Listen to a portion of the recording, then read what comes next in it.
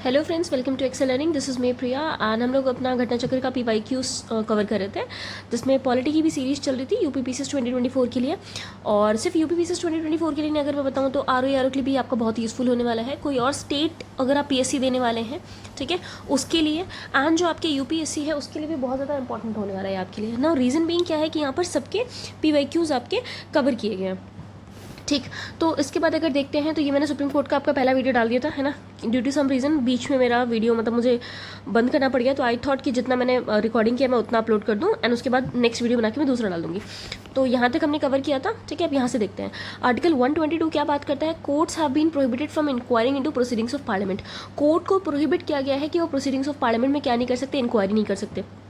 Next देखिए, आपका UPSC का क्वेश्चन है, कॉन्स्टिट्यूशनल अमेंडमेंट एक्ट के बारे में, may be declared unconstitutional by supreme court of India if it removes right to equality before law from part 3 and place it elsewhere in constitution. ये आपसे पूछा गया था, जो कॉन्स्टिट्यूशन यानी संविधान में अगर आपने कोई अमेंडमेंट किया है और उस अमेंडमेंट के बारे में अगर आप देखेंगे तो आपको क्या देखने को मिल रहा है कि आपका जो अमेंडमेंट है उसको आपका सुप्रीम कोर्ट असंवैधानिक अनकॉन्स्टिट्यूशनल डिक्लेयर कर सकता है। कब? जब भी कभी आपका जो राइट टू इक्वालिटी है उसको आप पार्ट 3 से हटा के, यानी फंडामेंटल राइट से हटा के कहीं और रख देते हैं, ठीक है, क्योंकि आपका फंडामेंटल राइट है। नाउ आर्टिकल 13(2) क्या कहता है, state shawl not make any law which takes away or abridges rights conferred by the part and any law made in contravention of this clause shall be extent of a contravention be wide। यानी आपका जो state है, यानी आपका जो राज्य है, आपका जो देश है, वो पार्लियामेंट है, वो कोई भी ऐसा लॉ नहीं बनाएगा जो आपके फंडामेंटल राइट्स को या उन राइट्स को लेता है जो आपके इस पार्ट में रखे गए हैं। दूसरा, अगर ऐसा कोई लॉ बनता है और उसका कोई पार्ट या पूरा का पूरा लॉ आपके फंडामेंटल राइट को कॉन्वीन करता है, तब उतना पार्ट उसका वॉइड हो जाएगा, ठीक है। देन दूसरा आता है यूपीएससी का क्वेश्चन, ये भी आर्टिकल 142 के बारे में क्या है, supreme court of India is not constant in exercise of its power by laws made by parliament. Supreme court of India constant नहीं है, यानी उस पर अपनी जो शक्तियां हैं उसको एक्सरसाइज करने में पार्लियामेंट के द्वारा किसी भी तरीके से कोई कॉन्स्टेंट या रोकथाम नहीं लगाई जाती है, ठीक है। देन नेक्स्ट ना, जुडिशियल रिव्यू की अगर बात करते हैं, it enjoyed by both supreme court and high court. यानी जुडिशियल रिव्यू कौन कौन कर सकता है, आपका सुप्रीम कोर्ट और हाई कोर्ट दोनों कर सकता है। भारतीय संविधान का basically based on procedure established by law, ठीक है। यानी आपके ये जो आर्टिकल्स दिए हुए हैं 13, 32, 136, 137, 226, 227, अगर आप देखेंगे तो जो प्रोसीजर एस्टैब्लिश बाय लॉ होता है उसके तहत अगर आप देखेंगे इंडियन कॉन्स्टिट्यूशन आपका इस पे बेस्ड होता है, ठीक है। और जुडिशियल रिव्यू आपके दोनों के पास पावर है, हाई कोर्ट भी कर सकता है, सुप्रीम कोर्ट भी कर सकता है। यानी अगर आपकी फंडामेंटल राइट्स का एक तरीके से वायलेशन हो रहा है, जो हम ऊपर देखते आ रहे हैं, तो जो भी लॉज को वायलेट कर रहा होगा ना, वो क्या हो जाएगा, अनकॉन्स्टिट्यूशनल वॉइड घोषित कर दिया जाएगा। The supreme court last authority to explain constitution, guardian, custodian. यानी अगर आप देखेंगे हमारे संविधान का एक तरीके से गार्जियन की तरह, कस्टडियन की तरह, उसके रक्षक की तरह कौन काम करता है, तो सुप्रीम कोर्ट है। यही लास्ट अथॉरिटी है। यानी अगर संविधान में, कॉन्स्टिट्यूशन में कोई चीज़ एम्बिगुअस है, समझ में नहीं आ रही है, तो उसको एक्सप्लेन करने की जिम्मेदारी किसके पास है, सुप्रीम कोर्ट के पास में। नेक्स्ट क्वेश्चन क्या था, supreme court does not has exclusive jurisdiction regarding constitutional validity of central laws, ठीक है। क्यों ऐसा है, ये स्टेटमेंट सही है। आर्टिकल 32 क्या कहता है कि सुप्रीम कोर्ट के पास जुरिसडिक्शन है आपके सेंट्रल लॉज की वैलिडिटी को चेक करने के लिए कि वो फंडामेंटल राइट को वायलेट कर रहे हैं कि नहीं कर रहे हैं। बट ऐसा नहीं है कि वो एक्सक्लूसिव है, सिर्फ और सिर्फ सुप्रीम कोर्ट के पास में है, तो नहीं, वो हाई कोर्ट के पास में भी आर्टिकल 226 के तहत। और यही अभी हमने इस क्वेश्चन में देखा था। देख रहे हैं आप, क्वेश्चन आपका सेम चीज़ आ रही है बट लैंग्वेज चेंज करके वो लोग रिपीट कर रहे हैं। बेसिक सेम है, सेंट्रल जो थीम है सब कुछ सेम है, बट सिर्फ उन्होंने क्या करा है, लैंग्वेज चेंज कर दिया। नाउ नेक्स्ट क्या था, आर्टिकल 143 क्या कहता है, president has right to seek advisory opinion of supreme court on any question of law. President के पास में राइट होता है कि वो आपके सुप्रीम कोर्ट से ओपिनियन ले सकती है, सलाह ले सकती है किसी भी क्वेश्चन ऑफ लॉ पे, ठीक है। ये इंपॉर्टेंट है। आर्टिकल 143(1) क्या कहता है, president of India refer to supreme court regarding process of appointment and transfer of जजेस in supreme court and high court. President of India क्या करते हैं, रेफर करते हैं सुप्रीम कोर्ट के पास में, किस चीज़ के बारे में, कोई भी आपका सुप्रीम कोर्ट का जज है, हाई कोर्ट का जज है, उनकी अपॉइंटमेंट, उनको नियुक्त करना है, उनको ट्रांसफर करना, ये सारी चीज़ें प्रेसिडेंट आपके सुप्रीम कोर्ट के पास ट्रांसफर करते हैं अंडर आर्टिकल 143(1). नेक्स्ट क्वेश्चन देखिए यूपीएससी में भी आया हुआ है, उत्तराखंड में भी आया हुआ है। आर्टिकल 138(1) क्या कहता है, power to enlarge jurisdiction of supreme court of India. Power जो होती है आपके सुप्रीम कोर्ट का कितना दायरा है, कहाँ पर, कौन से क्षेत्र में, कौन से पार्ट में, कौन से एरियाज में वो कानून बना सकता है, बेसिकली जुरिस्प्रूडेंस कर सकता है, वो आपका एनलार्ज करने की बेसिकली इसी के अंदर है। With respect to matter included in union list. अब यूनियन लिस्ट में कौन कौन से मैटर्स हैं, of legislature rest with parliament may by law confer, ठीक है। या फिर आपकी यूनियन लिस्ट में जो भी चीज़ें हैं, या फिर पार्लियामेंट अगर कहता है कि भाई सुप्रीम कोर्ट इस चीज़ के ऊपर भी काम कर सकता है, तो उस पर भी आपकी सुप्रीम कोर्ट की पावर डिपेंड करती है। नेक्स्ट आते हैं एडवाइजरी जुरिसडिक्शन, यानी सुप्रीम कोर्ट की सलाह देने की पावर्स पे अंडर आर्टिकल 143 हम ऑलरेडी देख चुके हैं। President can take advice of Supreme Court on basically tenders advice to President if he seeks such an advice. क्या करता है आपका प्रेसिडेंट अगर बोलता है सुप्रीम कोर्ट से कि मुझे एडवाइस चाहिए, तब आपका सुप्रीम कोर्ट एडवाइस देता है। अब कौन कौन से मैटर पे? मैटर ऑफ फैक्ट या law related to public importance, कोई ऐसा बेसिकली फैक्ट या लॉ का क्वेश्चन है जो पब्लिक इंपॉर्टेंस का है उस पर। दूसरा, any basically former constitution, treaty, agreement और एन अदर इक्विवेलेंट सब्जेक्ट्स, कोई भी पहले की कॉन्स्टिट्यूशन की ट्रीटी है, एग्रीमेंट है या कोई इक्विवेलेंट सब्जेक्ट है, उस पर भी प्रेसिडेंट आपकी एडवाइस ले सकते हैं।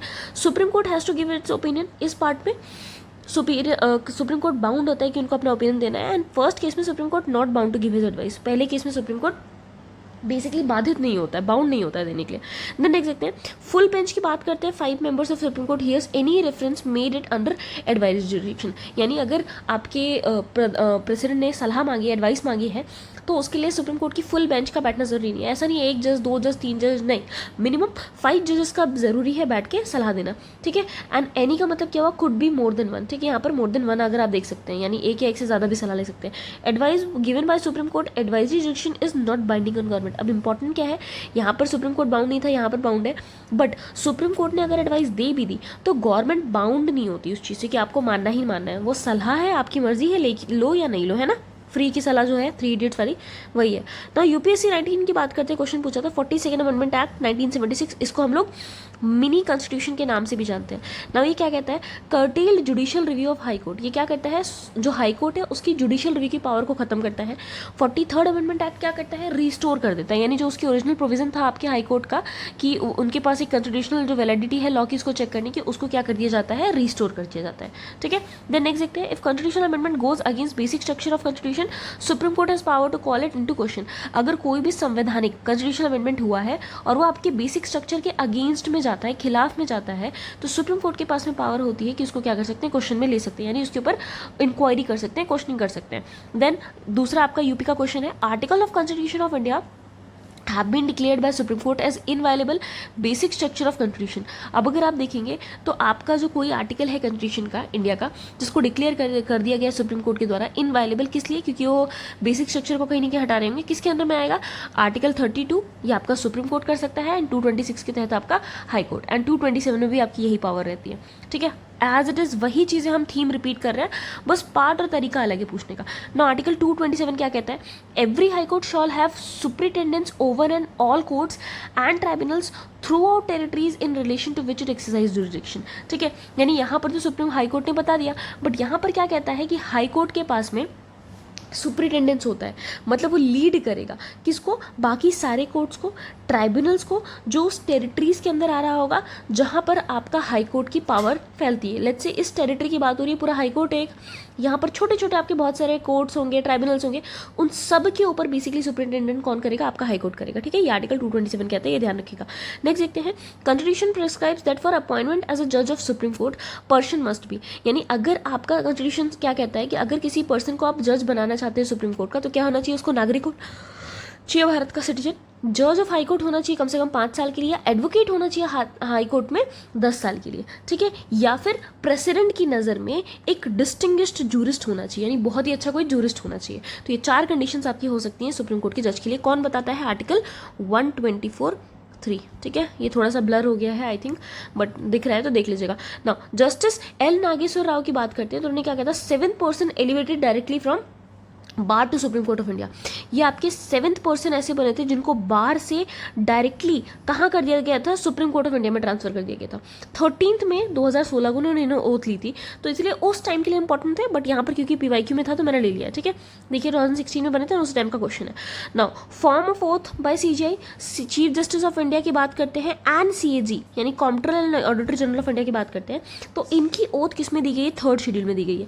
नाउ अब ये बहुत इंपॉर्टेंट है, अभी मैं टेस्ट सीरीज एक अपलोड करूंगी, मैं उसमें आपके लिए मतलब आंसर्स मार्क करके रख रही थी, तो उसमें अगर आप देखेंगे ना तो कौन कौन सी ओथ में कौन कौन से वर्ड है दैट ऑल्सो बिकम्स इंपॉर्टेंट, वो भी क्वेश्चन में आ जाते हैं, तो उस पर भी ध्यान रखना है। तो अगर आप CJI एंड CAG की बात करते हैं 3rd शेड्यूल में, तो आपका ओथ एंड अफर्मेशन यहाँ पर किसकी बात करता है? I will wear true faith, किसके लिए? Allegiance to constitution of India and uphold sovereignty and integrity of India, ठीक है। Perform duties of my office, uphold constitution and law.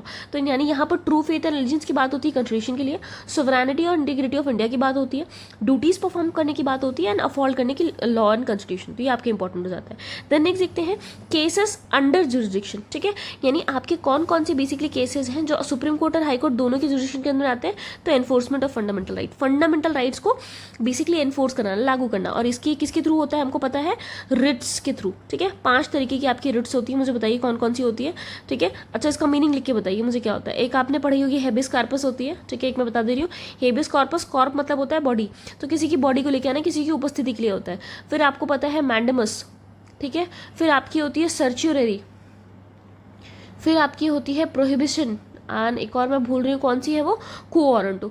तो दिस इज क्वो वारंटो, क्वो मतलब पता लग रहा है ना, क्वेश्चन कर रही, तो किस अथॉरिटी से, किस हक से तुमने ये काम किया, दैट इज क्वो वारंटो, ठीक है। बाकी तीनों का मतलब लिख के बताइए। चलिए, पावर ऑफ सुप्रीम कोर्ट क्या आते हैं, original and exclusive jurisdiction in inter governmental dispute, यानी अगर आप सुप्रीम कोर्ट की बात करते हैं तो उसके पास ओरिजिनल होता है, एक्सक्लूसिव यानी सुप्रीम कोर्ट के अलावा कोई भी इस मैटर डिस्प्यूट में नहीं आएगा, किसमें, इंटर गवर्नमेंटल, 2 सरकारों के बीच का जो डिस्प्यूट होगा, ठीक है। तो ये आपको पता होना चाहिए।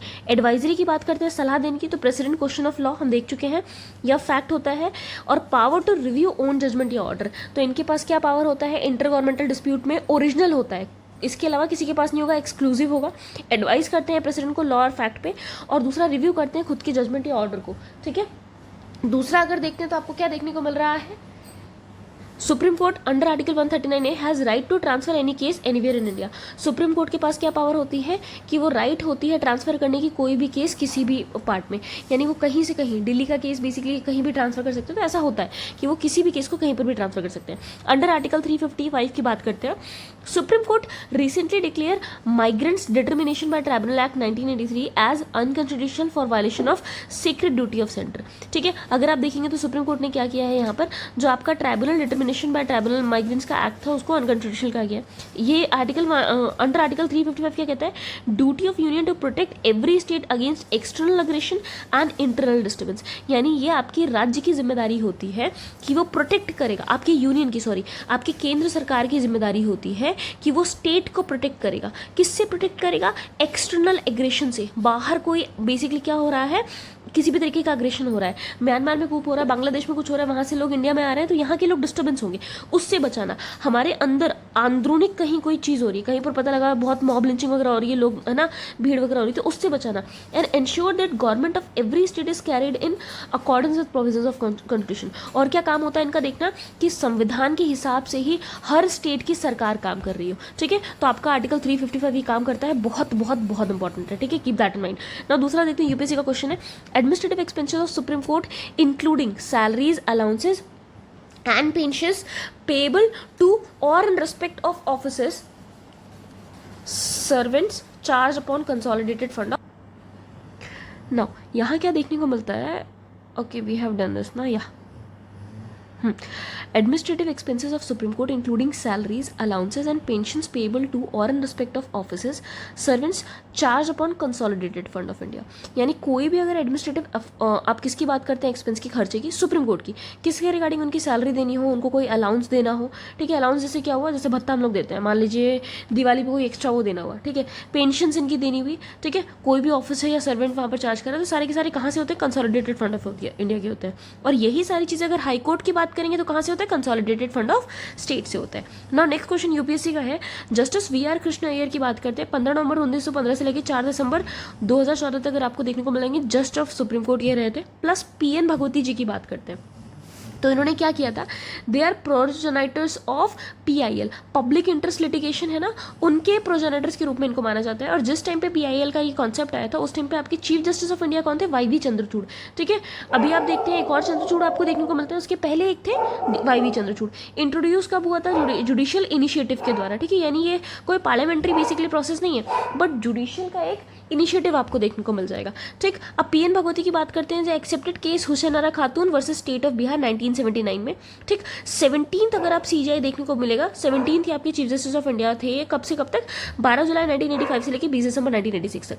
दूसरा, basic structure theory of constitution of India की बात करते हैं, तो ये भी जुडिशियल इंटरप्रिटेशन है, यानी ये आपके जुडिशरी के द्वारा, आपका बेसिकली जो कानून व्यवस्था है उसके द्वारा ही इसको निकाला गया, ठीक है, जो आपकी supreme court and high court है। Then supreme court of India की बात करते हैं, अंडर आर्टिकल 129 इसको कोर्ट ऑफ रिकॉर्ड कहा जाता है। यानी कोई भी अगर मान लीजिए इन्होंने किसी डिसीजन से लेके, क्योंकि मैं झूठ नहीं बोलता, आपने देखा होगा ना लोग बुक लेके रेफरेंस लेते कि आपने इस वाले केस में ऐसे ऐसी कंडीशन थी तो आपने ये डिसीजन दिया था।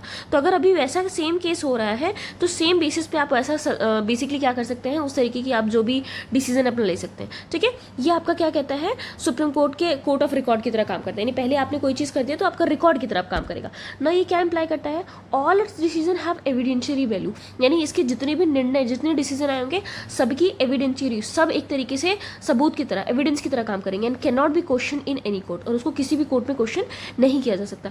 सेम चीज़ें हाई कोर्ट के साथ होती है, बट कौन से आर्टिकल के तहत, 215, ये भी आपका क्वेश्चन में आया हुआ है, बहुत important. Next, supreme court under article 137 क्या कहता है, subject to provision of any law made by parliament rule made under article 145, ठीक है। Supreme court has power to review any judgment, order and change the judgment. Article 137 के तहत कोई भी provision हो किसी भी कानून का जो पार्लियामेंट के द्वारा बनाया गया हो, किसके अंदर में, अंडर आर्टिकल 145 सुप्रीम कोर्ट के पास पावर है कि वो उस जजमेंट को, ऑर्डर को, या जो भी आपको जजमेंट देखने को मिल रहा है उसको रिव्यू कर सकती है, बदल सकती है, चेंज कर सकती है, ठीक है। तो ये आपको पता होना चाहिए। Next, supreme court hold its meeting in New Delhi but it can meet elsewhere with approval of president. Article 130 के तहत सुप्रीम कोर्ट आपको पता है कहाँ पर है, न्यू दिल्ली में है, बट प्रेसिडेंट के अप्रूवल के साथ में ये ऑल ओवर इंडिया कहीं पर भी अपनी बैठक अपनी मीट कर सकते हैं। नेक्स्ट, फर्स्ट फीमेल जज की बात करते हैं सुप्रीम कोर्ट की, कौन थे, जस्टिस फतीमा बीवी की बात करते हैं। 1989 से लेकर 1992 तक 3 फीमेल जजेस आपको सुप्रीम कोर्ट में देखने को मिल जाएंगी। एज ऑन 31 अगस्त 2021 हीना कोहली आप देख सकते हैं रिटायर्ड 2024 में। बीला त्रिवेदी की बात करते हैं 25 में रिटायर होने वाले हैं। BN नागरत्ना की बात करते हैं, assume to be first female CJI in 2027। ऐसा माना जा रहा है कि BN नागरत्ना आपकी क्या हो जाएंगी, पहली female chief justice of India बन जाएंगी। माइट भी कब तक, 2027 तक आते हैं, ठीक है। सीनियरिटी की बेसिस पे बात की जाती है, बिकॉज जजेस भी ऐसे नहीं आते हैं, तो सीनियरिटी की बेसिस पे ऐसा माना जा रहा है कि ये बन जाएंगी, ठीक है। देन नेक्स्ट देखते हैं TDSAT, telecom dispute settlement and appellate tribunal की बात करते हैं। Judgments can be challenge in high court and supreme court. Judgments आपके चैलेंज हो सकते हैं high court and supreme court में। दूसरा, PIL can be file in both high court and supreme court. PIL आप जानते हैं ना, जैसे मान लीजिए मैं अपनी जगह पे कुछ नहीं कर पा रही हूँ, अगर मान लीजिए मेरे हित में या कोई गरीब है उनके हित में कोई भी ऐसा काम हो रहा है जो खुद से फाइल नहीं कर पा रही केस, तो मैं जाके उनकी जगह कर सकती हूँ। तो वो आपका हाई कोर्ट सुप्रीम कोर्ट कहीं भी हो सकता है।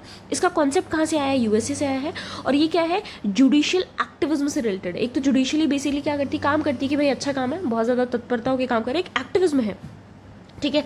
ये मैं आपको दोनों को मतलब समझाऊंगी। मेंस का जब हम करेंगे ना तो बहुत ही इंपॉर्टेंट क्वेश्चन बनता है, judicial activism and judicial overreach. तो जुडिशरी बहुत एक्टिव होकर काम कर रही है, ये उसका एग्जांपल है, ठीक है। नेक्स्ट देखते हैं, supreme court on 23 September 2003 justice MB Shah की बात करते हैं, glorified the status of women in Indian society. इन्होंने क्या किया था, इंडियन वुमेन का जो सोसाइटी में बेसिकली क्या है, एक तरीके से स्टेटस है उसको ग्लोरीफाई किया। क्यों, it gave preference to women in appointment of principal of government college and girls not violative of article. इन्होंने क्या कहा कि अगर कोई गवर्नमेंट कॉलेज है गर्ल्स के लिए और उसमें अगर किसी प्रिंसिपल को बनाना है और अगर हम उसमें वुमेन बनाना चाह रहे हैं, ठीक है, मेन भी हमारे पास कंटेंडर है और एक हमारे पास वुमेन भी है, और अगर हम उसमें वुमेन को चूज करते हैं तो ये आर्टिकल 14, 15 और 16 राइट टू इक्वालिटी का किसी भी तरीके से वायलेटिव नहीं होता है, ठीक है।